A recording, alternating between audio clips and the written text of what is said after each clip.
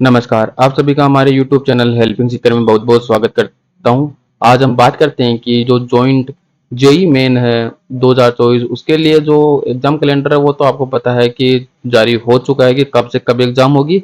लेकिन अभी जो वर्तमान में जो बिग अपडेट निकल के आ रही हैं जेईई नीट के लिए या जेईई मेन के लिए वो ये है कि आपको टोटल डिटेल्स बताएंगे इस वीडियो के अंदर कि आपका कब से क्या एग्ज़ाम होगा।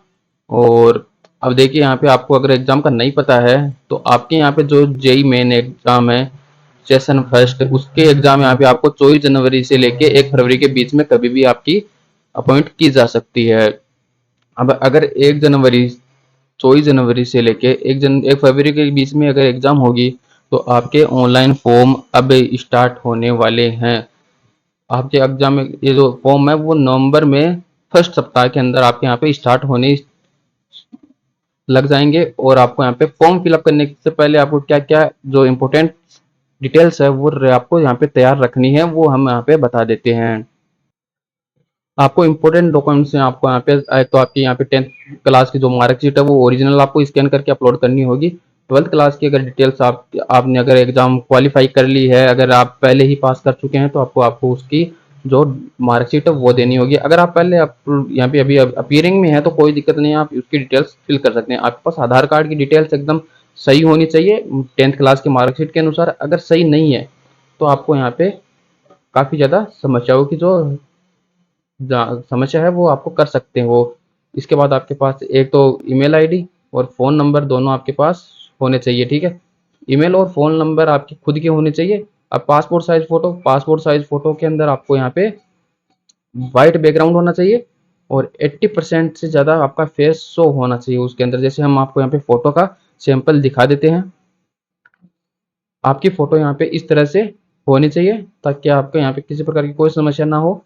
तो यहाँ पे इस तरह से आपकी वाइट बैकग्राउंड हो और फोटो आपकी यहाँ पे क्लियरली कम से कम समय की होनी चाहिए कि आपको यहाँ पे रिजेक्ट फॉर्म का सामना ना करना पड़े। अगर आपके पास जो फोटो आपको सिग्नेचर की कॉपी करनी है वो वाइट पेपर पे होगी, उसका कोई समस्या नहीं है।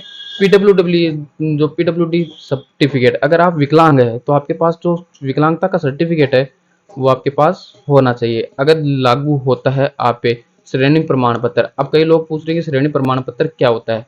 श्रेणी प्रमाण पत्र जैसे आप एसटी के अंदर है, अगर एसटी के अंदर है तो आपको यहाँ पे एसटी प्रमाण पत्र, जो एसटी का जाति प्रमाण पत्र है वो सेंटर का होना चाहिए। यहाँ पे एग्जाम फॉर्म फिलअप होने से लगभग 1 महीने के पहले का ही आपके पास फॉर्म होना चाहिए, इससे ज़्यादा पुराना नहीं हो सकता, ठीक है। अगर आप ओबीसी के अंदर है तो भी आप फिल कर सकते हैं।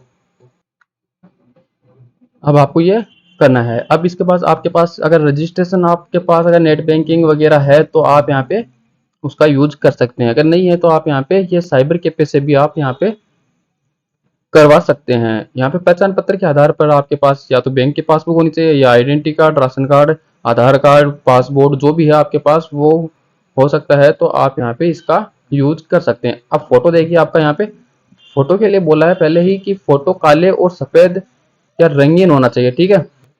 अब जैसे कि आपको यहाँ पे फोटो आपका बैकग्राउंड होगा व्हाइट और शर्ट आप चश्मा लगा के अगर आपके पास चश्मा लगाते हो तो आपका चश्मा एकदम क्लियरली विजिबल होना चाहिए, उसके ऊपर आपका फ्लैश नहीं आना चाहिए, ठीक है। अब सबसे मेन चीज यहाँ पे क्या होती है कि आपके पास जो जाति प्रमाण पत्र है, कास्ट सर्टिफिकेट है, वो मिनिमम आपके पास 1 साल से पुराना नहीं होना चाहिए, ठीक है। अगर 1 साल या एक साल से ज्यादा पुराना होगा तो आपको यहाँ पे बिल्कुल भी आपको यहाँ पे इसकी अनुमति नहीं दी जाएगी। अगर इस वीडियो में कुछ भी समझ में नहीं आए तो आप हमें कमेंट करके पूछ सकते हैं। धन्यवाद।